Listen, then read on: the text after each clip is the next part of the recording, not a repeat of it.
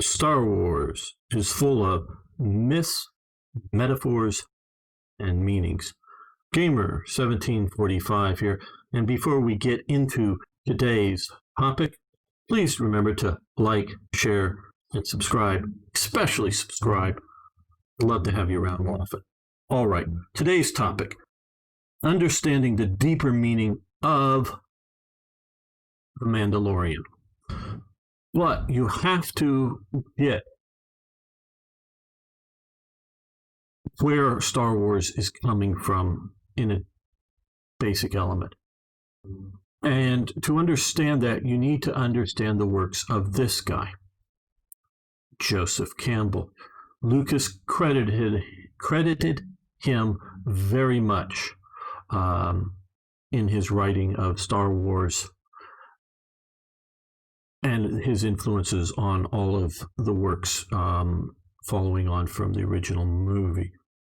I doubt Kathleen Kennedy and crew who made the sequel trilogies would even know who this guy was, let alone have read any of his works. But you need to understand that. Now, I straight up haven't read a lot of his works, but I've listened to a lot of his lectures. There's a series of lectures that he has done. I listened to those. Very good stuff, recommended highly. All right. The Mandalorian. Possibly the savior of the Star Wars franchise in our time now. Basically everything outside of Rogue One has not been good by Disney Star Wars until this series. And so why is this saving it? It's because these people understand where everything's coming from. We're going to look at the end scene basically here of The Mandalorian. And it's important to understand what we have just seen in the first two series. And it really does explain what we've just seen. Let's take a look at this.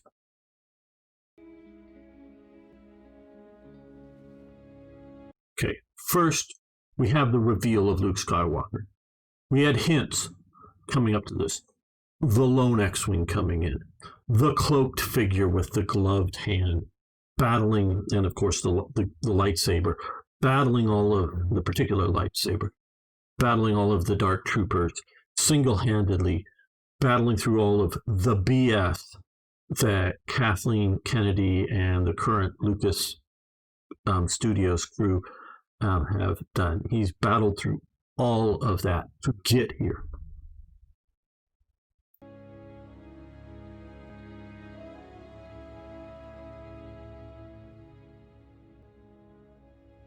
Are you a Jedi? I am. Are you a Jedi? I am. Unlike the Luke Skywalker that we see in the sequel trilogy, this is a real Jedi. Not a phony straw man Jedi. This is a real Jedi. And that is important. He is that. And what does Luke represent here? Luke represents George Lucas, Jon Favreau, and Dave Filoni. That's who he is representing. That is what this metaphor of Luke is here. They are the Jedi.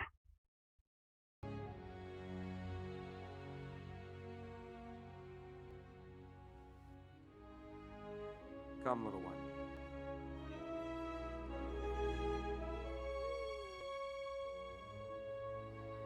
He doesn't want to go with you. He wants your permission. Okay.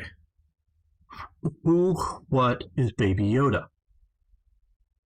Baby Yoda is the Star Wars myth, the Star Wars legacy, the Star Wars franchise, however you want to say it. And it's important, it's more than just a vehicle for propaganda or a money-making exercise for Disney. Oh, this is going to bring in huge sums of cash. No, this is the myth, the metaphors of Star Wars in our society. Is what Baby Yoda is representing here, and in essence through the first 2 episodes. And Mando is representing the audience, us, the audience here. So you have Star Wars looking out and going, I'm sort of afraid, don't know where we're going. And the audience, is told, we need your permission. Or Star Wars is looking for the audience permission to go with, again, Lucas, Favreau, and Filoni. He is strong with the Force, but talent without training is nothing. There. He is strong in the Force, but talent without training is nothing. So all of the people that could make the sequel trilogies, they can, make a flashy movie. They can do that. But it's hollow. It's just shouting into the void of about the world. And that's all it is. So it's talent of, camera placement and prop manufacture and video editing and all of this stuff. But talent without training by this guy and what he's written and said is meaningless. So again, but talent without training is nothing. It's nothing. Okay. I will give my life to protect the child. Okay. So again, probably mostly Jon Favreau here, is he is going to metaphorically give his life to protect Star Wars. No, I don't think really his life, but you know what I mean. He is going to dedicate his career to protect the myth, the legacy of Star Wars. But he will not be safe until he masters his abilities.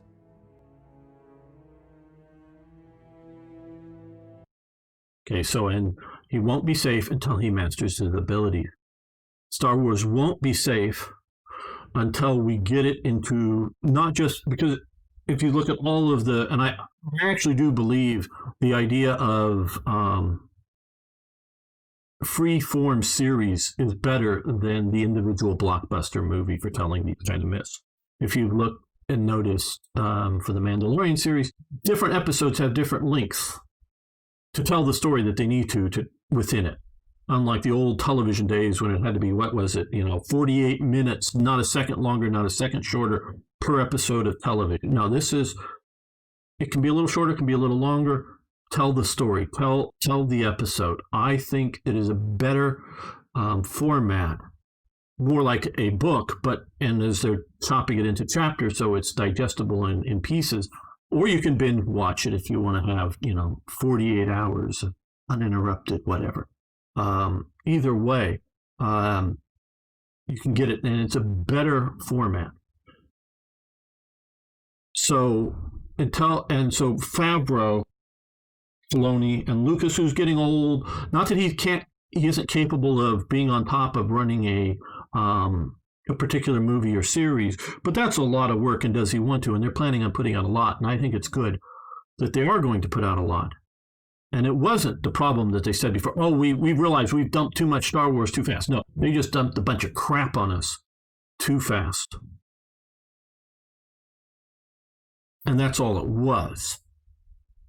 Crap.